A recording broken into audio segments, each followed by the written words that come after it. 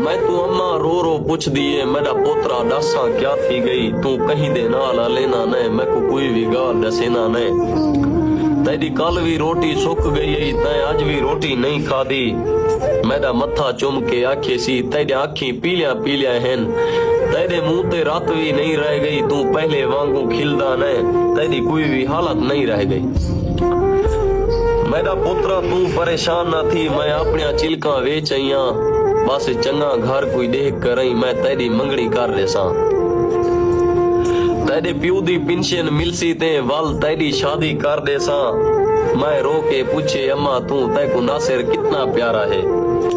मैं को रो के अम्मा आखे सी मेरा पुत्रा मेरा लाल ही वे